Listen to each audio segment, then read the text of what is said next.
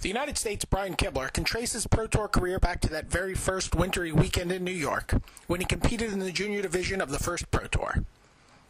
He had to wait until Chicago of 1998 to play with the big boys, but by that point he had already won Grand Prix Toronto in 1997. In that event, he played a deck that nobody else was playing, right? I mean, his serrated Biscalian deck was truly innovative. His breakout event on the Pro Tour came in 2001 when he made the top 8 of Chicago and earned the nickname Dragon Master.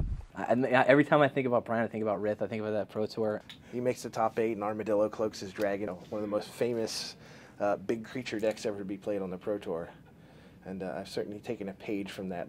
It was his best performance up until the point he retired.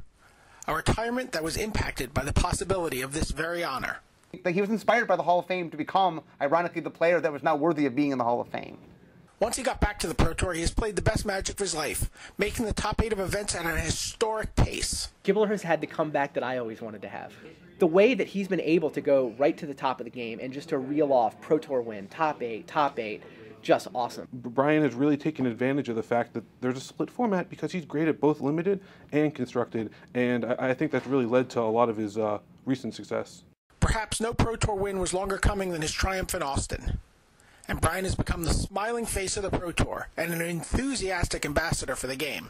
But yeah, Brian just throws everything he's got at whatever he's into. I mean, at some point, it seems clearly in his mind, he said, I want to be on the Hall of Fame, I'm going to get back into this game. He has long been a writer and editor for strategy sites about the game of Magic. Pretty much everyone who played the Pro Tour qualifier probably read an article from BrianKibler at some point, and then he's one of the very few of the writers who's done extremely well on the Pro Tour level. And is fully engaged with the Magic community through his weekly column, and just about every form of social media imaginable. BrianKibler is the most energetic Magic player ever born. He's a writer, and he's just a public face of the game. He's someone that players relate to. He's always very friendly and happy to talk with people.